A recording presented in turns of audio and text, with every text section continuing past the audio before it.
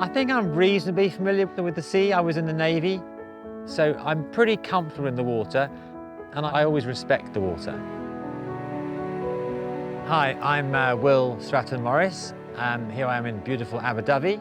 So what happened on this day in October was I was in my little tender and I was going out to inspect the boat. I, for some reason, decided to go alongside the boat in the direction of the tide, and I grabbed the side of the boat ready to kind of clip my sheet, my line, onto the side of the boat, and the sheer weight of the tide as I leant across, the boat tipped and water flooded in. I realised straight away what I'd done wrong. And okay, I guess I'm going to gently go around and come up properly behind the stern of the boat. But as I did do that, I then leant forward this time to clip onto the stern of the boat, and the weight of the water in the tender goes woof, and it gets flipped. And I was sort of thrown into the water, the tender was capsized.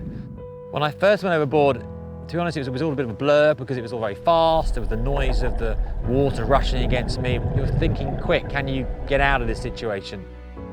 And then I was thinking, gosh, well, I'm not going to be able to fight against this tide to climb into the boat, and I can't right the tender on my own. So I think the safest thing to do would be to probably swim across to another buoy, and from where I could secure myself, and then I could call the harbour master on my phone, or indeed, as in the end, I actually shouted to somebody on the shoreline. So I waited. The first 20 minutes clasped onto this buoy were fine. I was wearing a wetsuit, I had my life jackets, I felt quite safe.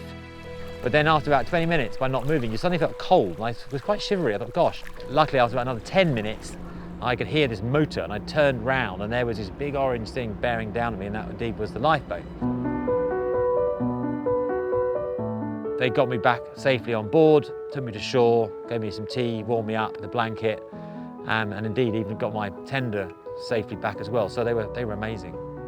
I think we're very blessed to have the RNLI. My first reaction was embarrassment because I thought I called them out unnecessarily, but they were so good, not only in roughly doing the rescue, but reassuring me that they'd much rather be called out in that situation and deal with a relatively straightforward rescue than people trying to sort of be superheroes and save themselves and then getting into more trouble.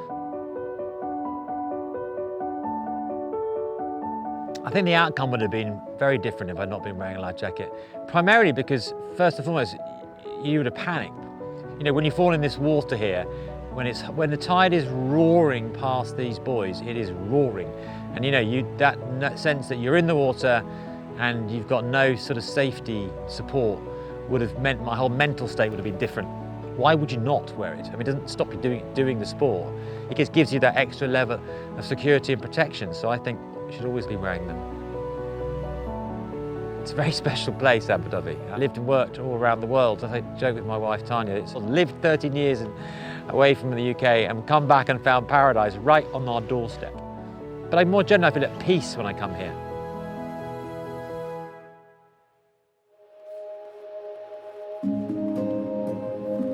The most serious and life-threatening shouts that we respond to are those where people go overboard. People are much more likely to fall in when we're carrying out manoeuvres such as mooring, berthing, or when anchoring. If you go overboard, try to keep calm. If you're wearing a manually activated life jacket, pull the toggle to inflate it. Otherwise, your life jacket should have inflated automatically on contact with the water.